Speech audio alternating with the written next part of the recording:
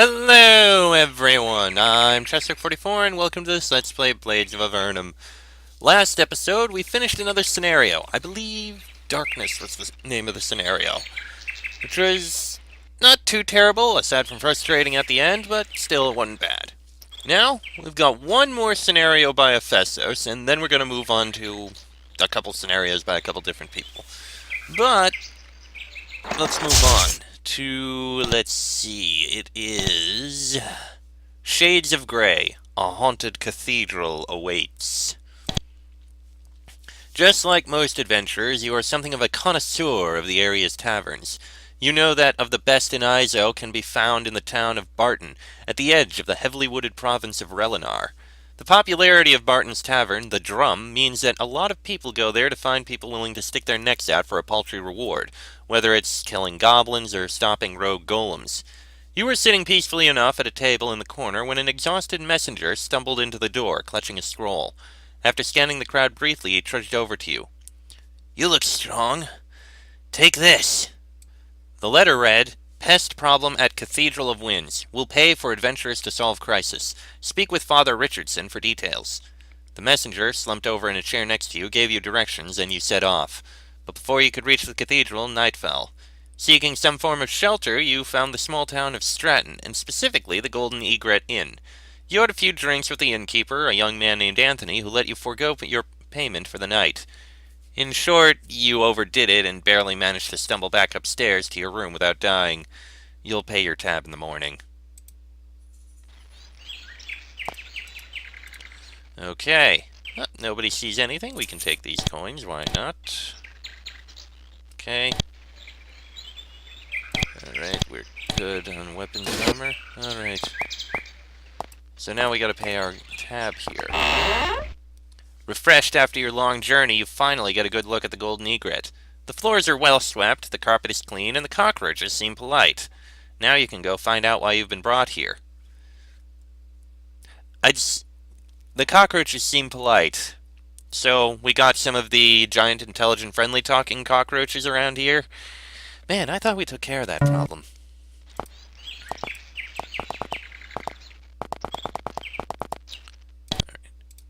This man is currently focused on the woman sitting across from him, and the two are discussing something. Eventually, he notices you. "Excuse me, would you mind leaving us alone?" "What brings you to Stratton?" "A vacation which we'd be able to enjoy much more if you'd leave us the hell alone." The man turns away from you and refuses to speak anymore. This woman is clearly in the middle of a conversation with the man seated across from her, and she is clearly agitated by your interruption. "Why are you bothering us?" "What brings you to Stratton?" "We're on vacation and we'd appreciate it if you could leave us alone." With that, she returns for conversation. Okay, fair enough. Don't bother the patrons. That's the word I was looking for. That's odd. Somebody's unconscious on the floor of this room, and it looks like a soldier. Perhaps you should see if he's alive.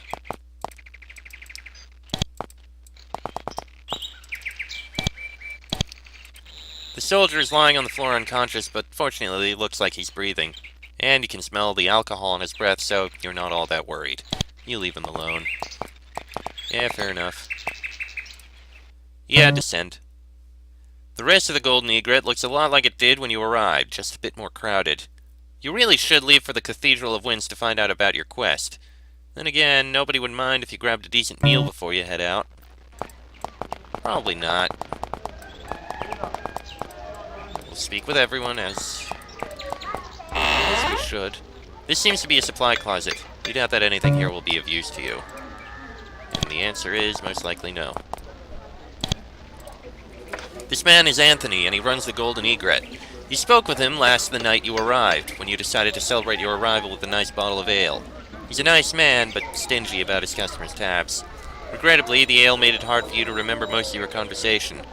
All you can remember is that he's an apprentice of some kind, and that you owe him 15 gold for the ale. You find him at the bar, wiping the counter with a rag. He smiles at you and says, "Hey, look who owes me 15 gold. "I'd like to settle my tab." You hand the money to Anthony, and he carefully counts each piece. When he finishes, he waves his hand and the money disappears. Then he smiles at you. "Well, now that we've settled that, how can I help you?" "Ah, that was it. He was an apprentice mage." What services do you offer again? Anthony smiles. That ale certainly did a number on your memory now, didn't it? Well, I'll refresh it for you. We got ale, we got wine, we got rooms, and we got food. The ale and wine are cold, the rooms are warm and comfortable, and the food is delicious. Ale's 10 coins, wine's 20, room's 30. That's about it. I'm guessing, since it was 15 coins for the tab, if a round of ale is 10 coins, and a round of wine for 4 is 20, then I'm guessing we all had a round of ale, and someone here also had a glass of wine. I mean, it makes sense in my head. So you're a mage, right? Why, yes, I am, Anthony says. He waves a hand dramatically, and a ball of fire appears in his palm. A few people turn and applaud. Anthony waves his other hand, and the flames disappear. I love doing that. But technically, I'm still an apprentice. You see, I was studying at the Golden Academy down south, and one of the wings exploded one day. Nothing left. So the school closed for a while, and I realized I was running out of money. So I started up this inn with the money I had left, and I've been saving up to finish my studies. But everything's been going so well that I might just be content to stay here. But aren't there laws against practicing magic without finishing your studies? Anthony laughs and pulls a huge pile of papers out from behind the counter. Trust me, you're not the first to try to turn me in for unlicensed magery. These are all the papers I need to conduct my business the way I want. So to answer your question, yes there are, but thank the gods that there are loopholes. So can you teach magic? No, I'm afraid I'm not licensed to do that. Even if I were, I doubt that any of my little tricks would be useful for adventurers like you. So why the Golden Egret? Anthony pauses to think, and you begin to fear that he's going to tell some long, boring story that has absolutely nothing to do with anything. Well, I found the sign at a junk sale, and I decided that was good enough for me. Not sure if it came from another inn with the same name, but if it did, I've never been to that inn. Phew, that was a close call. So what can you tell me about Relinar? It's quiet around here. Not much has been going on lately. I mean, we don't really have a big city around for miles. There's some farms back off to the west, but you probably knew that. Then there's the Cathedral of Winds. Huge church up north. Never been up there myself, but I hear it's downright beautiful. And of course there's Stratton. That's about it. What's the fastest way to get to the cathedral? Just follow the road out of town. You can't miss it. Okay then. This woman is dressed like any normal townswoman, and the only thing that sets her apart from one is a large chunk of amber in her hands. This makes her worth talking to from an adventurer's point of view. While you think about how to address her, she speaks. You can stop staring at my amber now. The name's Alexa, and I'm a mage. What do you want? For lack of a better word, you're embarrassed. What services do you offer? Well, I can teach you spells for a modest fee, some of which might be useful to you in your travels. Also, I can probably identify any strange or magical items you have. Nothing else that would interest adventurers like yourselves. She adds with a hint of sarcasm. What brings you to Stratton? Alexa looks at you with a dry smile. I live here. I just enjoy people watching. Do you know anything interesting about Relinar? Actually, I know quite a bit of interesting trivia about Relinar. I know where the best alchemical ingredients grow, I know where the finest deposits of amber tend to crop up, and I know more about the Golden Academy than anyone. As for things that I'm willing to tell you, I believe I'm fresh out today. What's with the amber? Alexa perks up a bit, clearly excited to see someone genuinely interested in her work. Granted, you're not all that interested, but you're not about to tell her that. Well, you see, I've been spending a lot of time researching the formation of amber and looking at pieces with preserved specimens of insects and animals inside them. I've been wondering how feasible it would be to take a piece of one of these specimens and use it to magically construct a new, living facsimile of the dead one. In theory, the possibilities are endless. In practice, though, well, it's been difficult. I was trying to reconstruct an ancient beetle that had been very nicely preserved, and the facsimile kept coming out looking like some sort of wingless, deformed drake. You can't win them all, right? Yes! Yes, accidentally making dinosaurs. That is... Well, I guess she wasn't intending to do that. What would you do if you succeeded? Alexa pauses and sets the amber down on the table. Looks as if she never actually thought about this particular possibility. Well, I suppose I'll move on to bigger things. Or maybe just sell the secret to some lunatic landowner with more gold than sense and then retire. One of the two. Spare no expense. What spells can you teach? Alright. Plenty Hill. Plenty Hill? What the hell did I just say?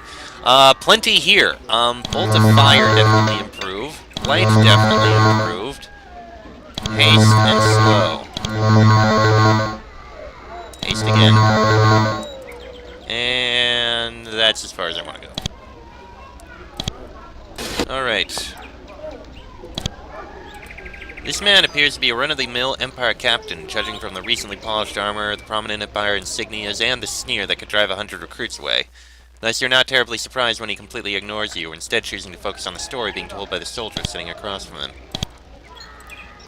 This man seems to be a run-of-the-mill Empire grunt, complete with a slightly vacant expression. You attempt to gain his attention, but he seems focused on the story being told by the soldier sitting across from him. Okay, let's talk to the soldier sitting across from them. This soldier seems slightly more alert than the average Empire grunt, and he doesn't sound like he's from around here. He's in the middle of telling a story when you approach him. You see, we were vastly outnumbered. Lizards as far as the eye could see, breathing fire and ice, and with teeth as long as your arm. Of course, we held the line, scaring as many of them as we could.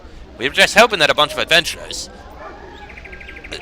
Do you mind? I'm trying to tell a story here. Anyway, like I was saying, we were holding the line, and then old Trecord just up and stops yelling at us. I look over, and he's been turned to stone. Now, there was no way I could tell which one of them was a basilisk, but... He continues in this vein for some time. Still, the story is quite interesting. Curious. This woman is busy talking with her fellow travelers, sharing that special kind of bond that's only shared by people who get drunk together. They're all laughing hysterically at something. You try to listen in, but it seems that it was one of those jokes where you just had to be there. Either that, or they're just laughing because everyone else is. Either way, this woman doesn't want to talk to you. This man is laughing frantically, occasionally gasping for breath. He also appears to be very drunk. When he catches his breath, he takes a swig of his drink. Then one of his companions says something barely coherent, and he dissolves into uncontrollable laughter again. Needless to say, he's not going to talk to you. This man is busy drinking. When he comes up from his drink for air, he pauses long enough to deliver a lame pun, the kind that's only funny after a few stiff drinks. Then he promptly goes back to his glass. He doesn't even notice your presence. This woman looks a great deal richer than her companions, but she looks equally as drunk. Every so often, she shouts out for another round of ale to the delight of all. She doesn't notice you, and you doubt that she'd want to talk anyway. Fascinating that these people are all so drunk so early in the morning. As you leave the Golden Egret, you get your first really good look at the town of Stratton. It's quiet. Then again, the majority of towns in Empire lands are peaceful and quiet right up until the point where adventurers show up. Like us. The Golden Egret Inn.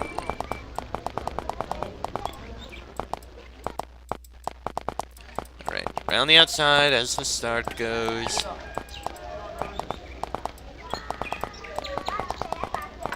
What's this? Public well. Don't pollute. This is a well, similar to the other wells you've seen in your journeys. It's a stone-lined hole in the ground with water at the bottom. Oh no, it's not very interesting.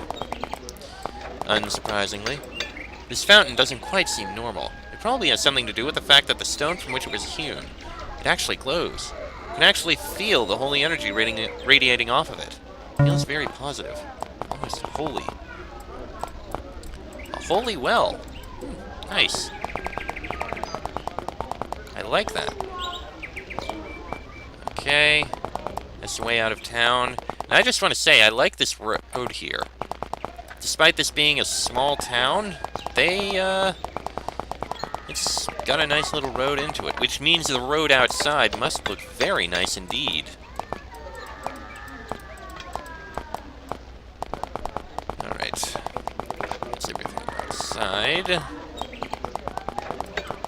Let's take a look inside. Inside this building, 3 merchants have set up shop. Looks a bit crowded, but none of the merchants seem bothered by it.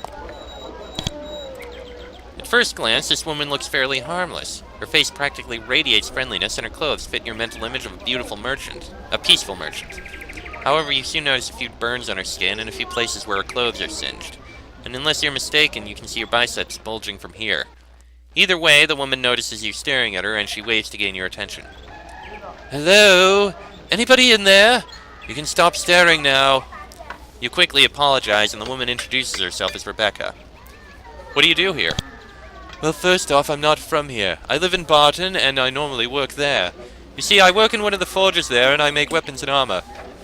I'm here because every so often I take a vacation from the forge and sell off my creations. It beats the never-ending toil that a lot of my colleagues put themselves through. Well, that explains the burns and singed clothes. What do you think of Stratton? Ah, well, it's peaceful. That makes it the perfect vacation spot for me. And then there's that innkeeper. She trails off, staring off into space for a while. Eventually, she remembers that you're still there, and she snaps back to attention. I'm sorry, what were we talking about again? What do you have for sale? A decent bit of armor and weapons, I guess. Nothing we need. Wait. Oh. Actually, a steel halberd wouldn't be bad. It's better than what we got. What the hell? I'll buy it. There. Better than a steel pike. Actually. Oh, I can't sell. Damn. This man is comically short and his head barely comes above the counter. This doesn't seem to bother him, though. He seems more concerned with the emerald on the counter in front of him, which he examines through a thick magnifying lens. Eventually, he notices you. He carefully lays the lens down on the counter. Greetings, adventurers. My name is Nathan. How can I help you? What do you do here? Normally, you have at least some idea what a merchant sells by looking at their counter. However, with Nathan, you're at a loss for words. Well, I'm a jeweler by profession, he says as he picks up a dusty scroll tube from the counter. But I'm a bit of a pack rat at heart, so I sell a bit of everything. And, of course, I'm always looking for anything interesting that adventurers like yourselves are willing to sell. Do you know anything interesting about Stratton? Nathan turns his attention to a spool of shiny thread. Well, it's nice and quiet, but I'm sure you hear that a lot. The Empire does a great job of keeping the dangerous types in check around here. The only interesting thing I've heard is that there's supposed to be a huge cache of jewels hidden somewhere in the cathedral up north. Huge cache of jewels. Tell us more. Nathan leans in closer to you, though his height makes that rather difficult and just a bit funny. I don't know, I just heard that it's in there somewhere. Of course, I'd pay a hefty sum to anyone who could locate it for me. That sort of thing is what we in the industry call an instant retirement fund, so it's incredibly valuable. But let's keep this between you and me, okay? Alright, yeah, we want to sell this steel pike. And he's got lucky bracelet, torque, razor disc, okay. Ring of health, not bad. Nothing we need to take, but still. This rather bulky man is busy working on the firing mechanism of a crossbow. Considering how large he is, you're surprised that he has the dexterity needed to do that kind of work. When he notices you, he sets the crossbow on the table in front of him and extends a huge hand. Greetings, friends. I am Johan, the finest hunter in all of Relinar. How do you know you're the finest hunter in Relinar? Well, I killed the last one who claimed it, he says, his expression not changing at all. After an awkward silence, he laughs. No, I'm kidding. There was a contest held south of Barton last fall, and I won. They marked a wolf, set it free in the woods, and let us go after it. I was the first to track it down and kill it. What's life in Stratton like? Oh, I don't live here. I'm just here for a few weeks trying to unload my equipment. But my initial impression is that it's really quiet. I don't like it. The forests are too quiet at night. No signs of any bears or wolves. I'll be moving on soon. What do you sell? I'm a fletcher when I'm not out hunting. I can make and repair bows and crossbows, and I'm fairly decent at crafting arrows. Of course, these are fine pieces of work. He adds with more than a hint of pride. Won't be parting with them cheaply. But I can assure you that these are the finest bows at this end of Relinar. Let's take a look. Yew-bow, ash crossbow. He's actually got decent stuff here. Even steel arrows. Not bad. Alright. Moving out of the Stratton Bazaar. I did not see that before. Walking into this building, you are immediately hit with a wave of scent. Feels like you're being bludgeoned to death by a large sack of highly fragrant herbs.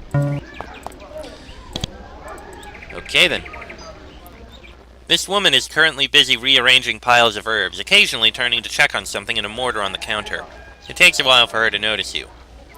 Hello, friends. The name's Helen, and I'm kind of new here. What can I do for you? It's always refreshing to see somebody in your travels who just seems perfectly normal, and Helen appears to be one of those people. Where are you originally from? Iris, beautiful place. About as far away from here as possible. She seems unwilling to elaborate. Why'd you leave? There was a lot of violence. A town was destroyed, and then it got worse. I don't really want to talk about it. Again, she seems unwilling to elaborate. What do you do here? Well, right now I'm unpacking. Setting up shop, really. I sell herbs and potions. She sighs and stirs the substance in the mortar on the counter. I focus on homebrew remedies, the kind of thing that the average person around here can benefit from. Not everybody in this town has to cater to adventurers and rich travelers, you know. But before you ask, some of my stuff is adventurer strength. I'm sure you'd be able to make use of it. And if you really want to shell out some gold, I can teach you how to make some of them. Okay, well, she's got some herbs for sale. Mortar and pestle actually makes sense. And energy elixirs, yes. Grab a couple. What recipes do you know? Energy potion, yes. And energy elixir, yes. Okay. What do you think about this area? Well, I haven't been here long enough to really know, but from what I've seen, it's nice. It's quiet and calm, which is all I really need right now. I'm sure that once I get settled in, I'll be able to tell you any number of stories. But now, no. Any quests you need done? Helen doesn't even pause to think. No, not really. I'm still scouting out places to gather herbs, and I prefer to do that myself. So unless you have any suggestions about how to decorate this place, I don't need your help right now. Thanks for offering, though. Reminds me of some kind folks back in Iris. I feel like Iris may be somewhere we've been to before, but I can't remember where. You open this door, not really expecting to find anything interesting. Instead, you find a tired-looking Empire official at a desk covered in papers. If you've learned anything in your travels, it's that this man is probably the mayor of Stratton. In a cozy little home. Interesting. This old man looks out of place in this claustrophobic room. His face and arms are covered with jagged scars, and he looks like he could hold his own in any fight. He looks up from the classic bureaucrat's paperwork-covered desk and sighs. Greetings, adventurers. I am Eros. What brings you to this little town? What gave you those scars? If you must know, it was a pack of Osagi that snuck up on me. Those bastards move faster than you think. It was the fight that made me hang up my sword. 1 second, they're a pink speck on the horizon. The next, their friends sneak up behind you and claw you in the face. They just don't fight fair. How do you get into a fight with Osagi? What do you think? I used to be an adventurer, he says, clearly annoyed. I spent 20 years doing menial jobs for Empire lapdogs, and this is my reward. They said position of power, and they give me the reins of the Snowhorse town. Gods makes me wish the rest of my party had lived. Maybe I would have stood a chance at staying in the adventuring business. Mayor Russ scribbles something on a piece of paper and then shoves it into a drawer on his desk. Yet somehow the piles of paper don't look any smaller. Yes? What's it like running this town? Well, it's dull. I suppose I can be thankful for that. Some mayors have to coordinate a bunch of lunatic rescue attempts, keep tabs on 10 groups of mercenaries, and figure out how to write ransom money into expense reports. I just write the occasional letter to the Imperial Governor, keep tabs on what passes for our economy, and settle the occasional bar fight when Anthony can't deal with it. Let me give you some advice. Don't retire. It's better to go out in a puff of smoke finding a Hakai than it is to rot in a backwater nowhere with endless supplies of paper. Why don't you just leave? Look at me, he says. Looking at him, you're pretty certain he could bench press a golem. I'm too old to go back to that. I would if I could, but I can't, so I won't. Don't think about asking me to travel with you. I know how it goes. I used to ask the old folks this same question. As much as I hate to say it, this is my retirement. Well, I guess it's not terrible. Are there any quests you need done? Nope, this town is dull. Barton gets most of the action in this province. Anything that happens here is small enough that I can deal with it myself. All I can ask of you is not to cause trouble. I know how easy it is to raise hell in a town like this. Just resist the temptation. He adds with a smile. Alright then. As you open the door to this house, the first thing you notice is the huge piles of junk everywhere. Seems like there's one of everything in here. This must be Nathan's house. Okay then. Needle and a rock, timepiece, and first aid kit. The lock? Ah, tough lock. Alright, fine. Some coins. Yoink. Alright. And into this little house. Disarm the trap. Yay! And there's gold coins in here. Close the door, take the gold coins. Bingo, bango, bongo, we are good.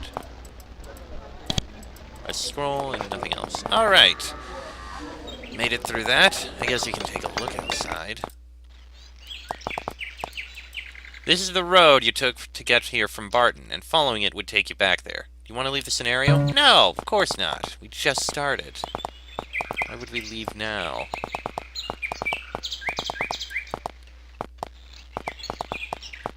Okay, so this road actually leads out there. There's a lot of... Oh, that's because it's hills. They can't put trees on hills, so we're allowed to move anywhere on them. That explains it.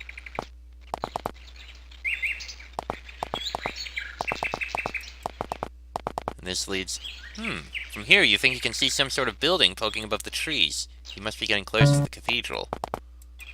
As you come around this bend in the road, you get your first clear view of the Cathedral of Winds. Quite simply, it's beautiful. From here, you can make out 3 elegant stone spires rising up from a main building, and the building itself is surrounded by lush gardens. You start to wonder exactly what you'll be doing here. The road isn't well maintained past this point. Then again, the graveyard to the north doesn't look like it's in excellent shape either. That may be what we're doing, so... Before we go into the Cathedral of Winds, I'm gonna end this episode here. Seems like a decent place to stop. And I gotta say, that is a very well-designed cathedral. I like that design. It looks very nice. It's something I've noticed. In all the Avernum games, the towns do generally look fairly the same all the time. Building or two with a little barrier, with a wall around it, or just a couple of buildings. Maybe there's a fountain in the middle, but that's it. But I've seen a lot of well-designed stuff in these games. I mean, in Avernum, it was always the same size as well. Not usually much bigger than, well, the town down here. 3 by 3, not much bigger than that. But I've seen some very well-designed stuff in some of these scenarios. In one of the previous ones, Druids of Krell, they had an enormous fortress. It was supposed to be a temple, but it was enormous. It was amazing. And this, it may not be huge, but it's still bigger than normal, and it looks great. It's really nice seeing some stuff like this that they've designed. And even throwing in, like, tiny maps in some areas that just use the overworld map sprites. It's really great to see sometimes. I like seeing some of the creativity that comes out of this. Granted, there's also some crap that comes out of this, like scenarios that are completely broken and I can't play. You probably know the one I'm talking about, but still, there's some nice stuff here. Anyway, next episode we'll go into the Cathedral of Winds and see what exactly we've got to do. That'll be in the next episode, so until then, I'm Chester44, that is Fox, Streak, Bonnie, and Draco. This has been a Blades of Avernum Let's Play, and I shall see you all next time.